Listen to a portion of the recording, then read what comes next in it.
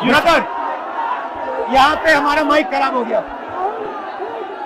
और public meeting करना मुश्किल है। जी बिल्कुल ठीक बात है। तो मैंने सोचा कि हम थोड़ा यूपी के बारे में बातचीत कर लें और आप अपना पर्सपेक्टिव हमें बताइए, हम आपको अपना पर्सपेक्टिव बताते हैं, थोड़ी डिस्कशन करते हैं।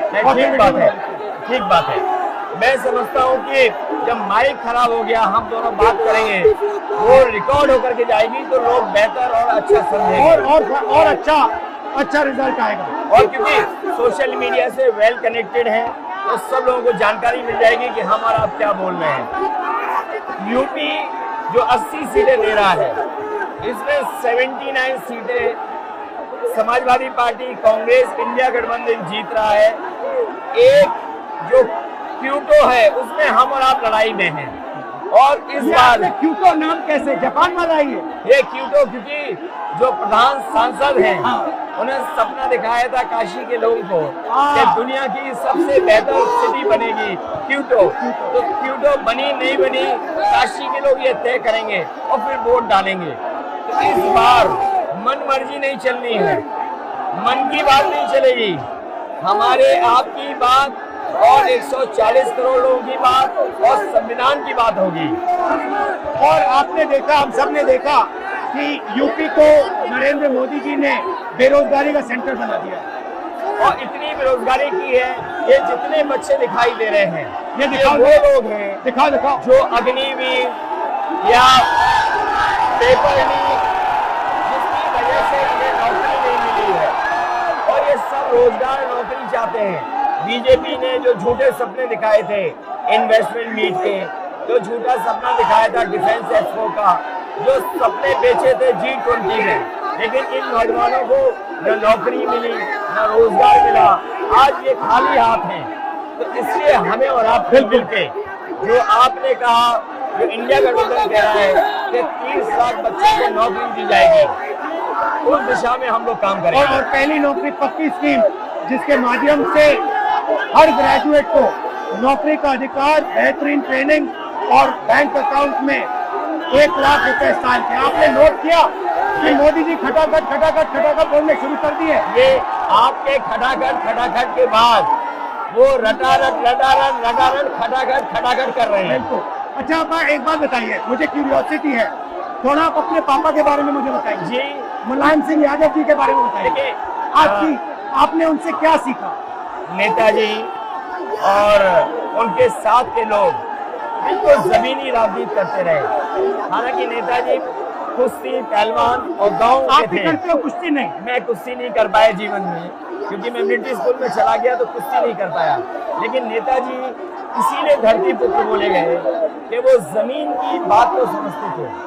धरती पर जो लोग हैं उनकी क्या भावना है उसको लेकर के वो आगे बढ़ाना चाहते थे। और आपका इस क्षेत्र से और इस शहर से आज का लगाव नहीं है, न जाने कितने सालों पुराना लगाव है। जो इमोशनल कनेक्ट आपका इस शहर और शहर से है वो शायद और किसी राजनीतिक परिवार का नहीं होगा।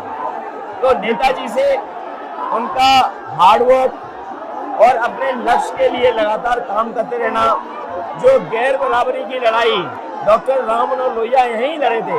हालांकि हमारी आपकी विचारधारा की यहाँ टकराव रहा, लेकिन हमारे व्यक्तिगत या जो सिद्धांत में कभी समझौता नहीं हुआ। सिद्धांत को लेकर के हमने आपके साथ खड़े हुए और कई बार खड़े हुए, और आपकी भी पार्टी सिद्धांत से बहुत करीब रही समाजवादियों के। बट मुझे लगता है कि अब एक नई तरीके की पार्टनरशिप बन रही है, क्योंकि जो इस बार हमारा कोऑपरेशन है, शायद पहले ऐसा कोऑपरेशन नहीं हुआ। मतलब बिल्कुल सब जुड़ गए। सबसे अच्छा ये है कि जितना उन्होंने कहा 2 लड़कों की जोड़ी, उतना युवा आपसे, हमसे, इंडिया गठबंधन से और जुड़ गया। तो ये नेचुरल अलायंस है, और नेचुरल अलायंस इसलिए लोग महसूस कर रहे हैं कि वो चाहते हैं कि नौकरी और रोजगार मिले,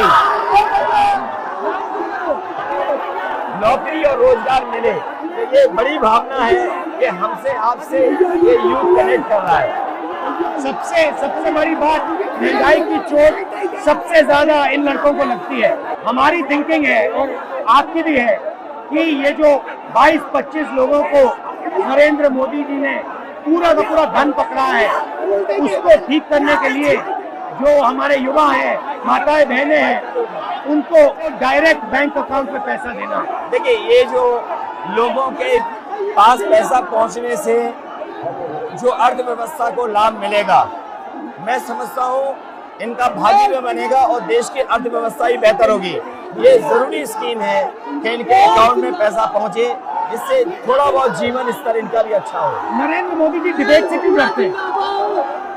क्योंकि वो सच का सामना नहीं करना चाहते। पूरा उनका झूठ का गुब्बारा है। वो बीजेपी और बीजेपी के लोग मन मर्जी से चलते हैं, अपनी मर्जी से चलते हैं और उनको लगता है कि डिस्कशन की कोई जरूरत नहीं है, क्योंकि वो सब कुछ जानते हैं। डेमोक्रेसी में जितना डिस्कशन होगा, जितने विचार एक दूसरे को हम सुनेंगे और एक दूसरे पे भरोसा करेंगे, उतना हमारा लोकतंत्र मजबूत होगा।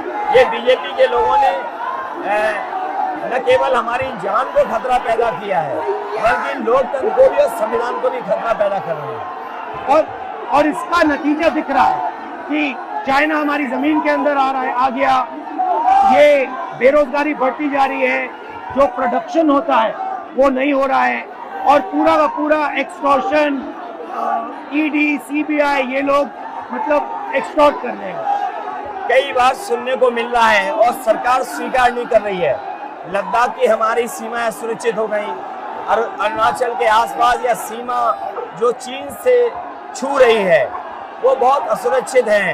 तो चीन से जहां हमारा सीमाओं का खतरा है, वहीं चीन से हमारे बाजार को भी खतरा है। तो कहीं ना कहीं हम लोगों को अपनी मैन्युफैक्चरिंग इकोनॉमी और मैन्युफैक्चरिंग इकोनॉमी को बढ़ावा देना पड़ेगा।